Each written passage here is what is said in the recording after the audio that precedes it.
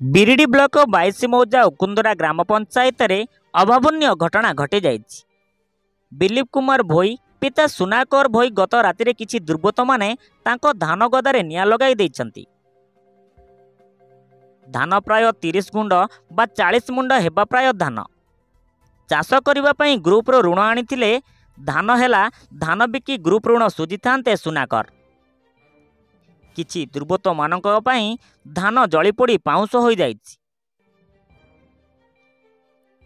पिला छुआंकु नै केमिति चलिबे सुनाकर। नियाकु आयत्त करिबा पई ग्रामवासी सहयोग हाथ बढ़ाइथिले। शेषरे से ग्रुप टंका न सुझी पारिले शेषरे सुसाइड करिए बोली कहिसंती। बिरिडी ब्लॉक रो किशोर सामलंक रिपोर्ट, युवशक्ति न्यूज ओडिशा।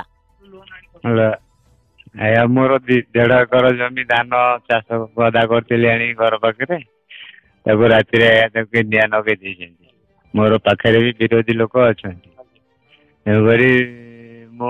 कौन सी बाट न पाई ग्रुप लोन करके निभा निभि कर लगे कम जलीगला कौन खाइब केमिति कौन करिवो कौन करी सेवाटा करके बिल करितला कौन केमिति कौन करिवो कौन करा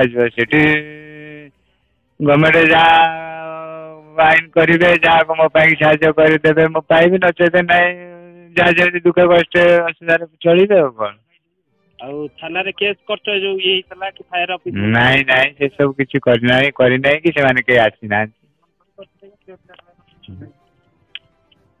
न नष्ट हो गला कौन केमिति चलिबो आ कौन केमिति लोन करके हमें 1.5 एकर बिल जमी करतेलु केमिति सरकार या बुझिरा हम कोन करबो।